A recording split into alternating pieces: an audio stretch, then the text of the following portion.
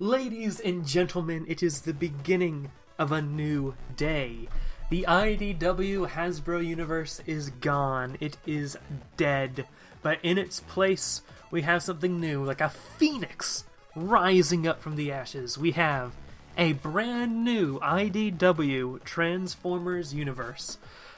Transformers #1 came out fairly recently, and I said on Twitter that I am planning on being there every step of the way for this new IDW universe. It had a very solid first step. I'm gonna review every issue of this new IDW continuity, and put the reviews up here on Commander's Cabin. I'm sure I'll get better at this as time goes on, but like in the beginning, I'm sure it's gonna be weird. But as for just my initial thoughts, I thought this new issue was a good starting point. I think this is where we're going to branch out and see a whole new universe. I should also note that this is going to be a spoiler review, so beware of spoilers, and there are things to spoil in the first issue, including a character death at the very end. So if you don't want to be spoiled and you want to read this, go ahead, go and read it now. And then come back to me and we can talk about this thing, you know? So I think one of the weaker points of the issue is that it really slams home that this is a new universe. As in, someone picking up this book and reading it in like the 2030s are gonna be like, wow, they're really slamming home that this is a new universe. In fact, I think in some regards, you won't exactly appreciate the issue if you weren't familiar with the universe that preceded it. Just the starting lines are talking about how there was stuff that came before, but we don't need to pay that any attention. We don't need to pay attention to that anymore. It's like, okay, that's kind of a weird choice if your introduction to Transformers is this. The character they choose to kill off at the end, a major player from the previous universe, a fan favorite character from the previous universe, and a character design that looks almost identical to his appearance in the previous universe. That's a bit weird. Some things that are done to sort of differentiate it from the universe is a bit interesting, but I have a list of just some random things I want to go through. I don't want this video to be too long. I don't want to set a precedent for long videos for issue by issue reviews, seeing as I want to keep up with this for the for however long this goes. But first, let's take the original character of Rubble. I like Rubble. I think he's an interesting little dude. He's one of those literary devices.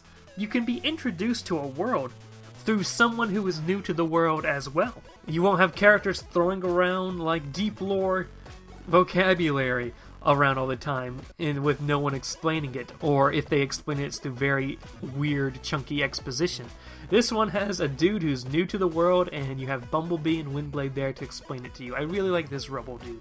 Next on my notes is the Voin, the weird alien species on Cybertron, and I think one of the interesting things to note is that this Cybertron isn't just home to the Transformers, or at least there are other organic species of life on Cybertron. And when I first read the articles that was talking about that, I'm like, oh, I don't like that. But after seeing how it was done in issue 1 at least, I get the feeling that this will add a whole new dynamic into Cybertronian politics. I think this dynamic is something that's going to be fresh and new, something we haven't seen before.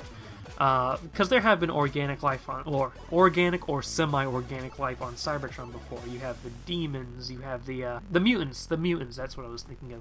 The demons, the mutants, or the Marvel stuff.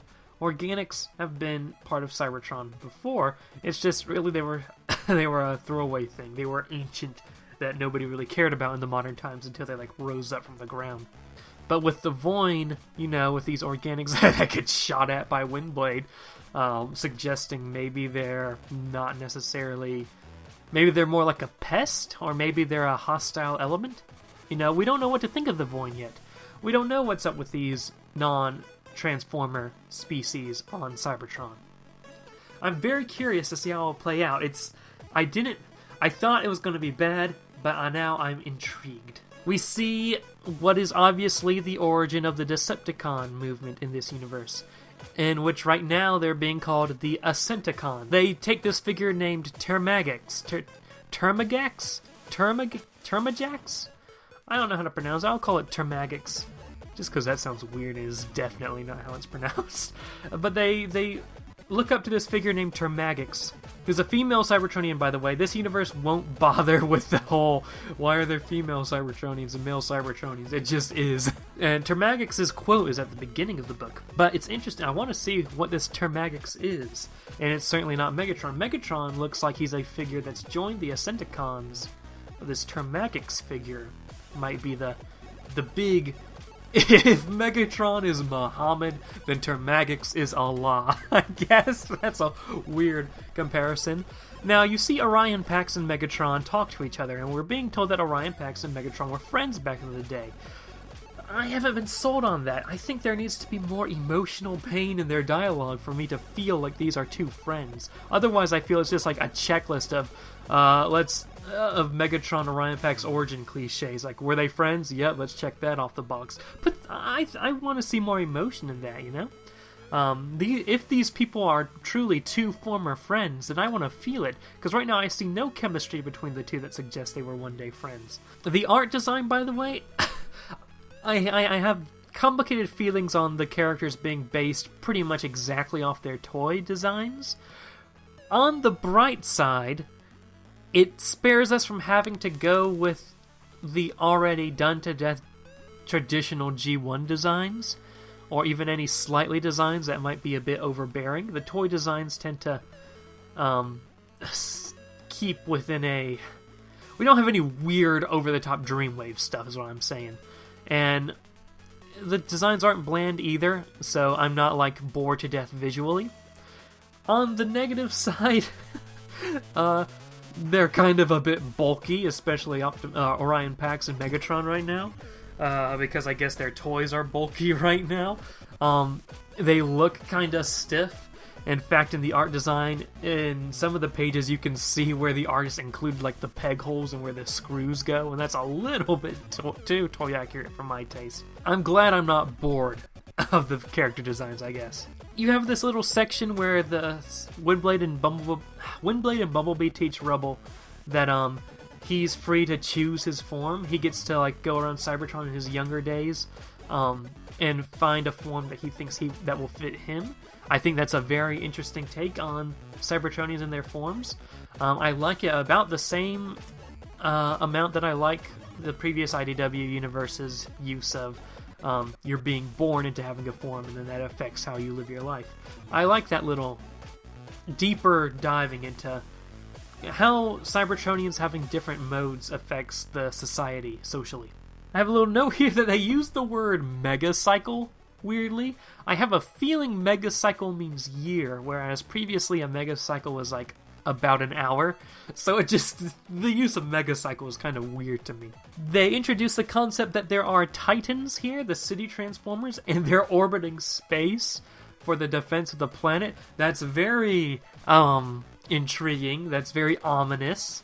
It leads me to believe that there's going to be some sort of threat to Cybertron maybe one day, or maybe the Titans will be turned against the planet they are to protect.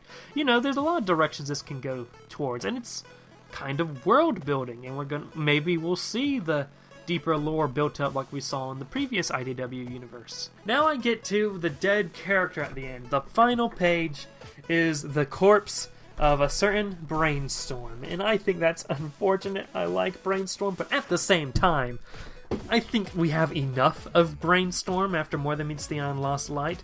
I think he's had his day, and as much as I love Brainstorm, I know I probably wouldn't enjoy a Brainstorm that's continuing to be a major player in the second universe.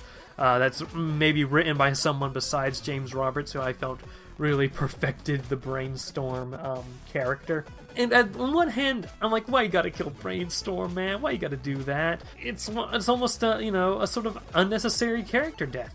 But at the same time, I'm like, well, what else could you do with him besides be useless in the background? Because besides that, he's just going to be a shadow of the character people recognize from More Than Meets the Eye. And at the same time, artistically, this is like, we killed off the old universe, this is the new universe, haha! Which I think is an unnecessary message to send across, but whatever.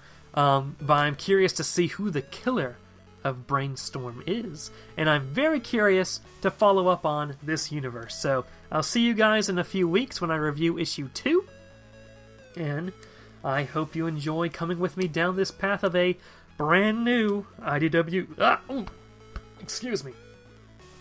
of a brand new IDW universe. And for those who are subscribed to Commander's Cabin for normal content, this isn't becoming a Transformers channel. Although at the same time, nobody is subscribed to Commander's Cabin for regular content. No such thing exists here. Follow me on Twitter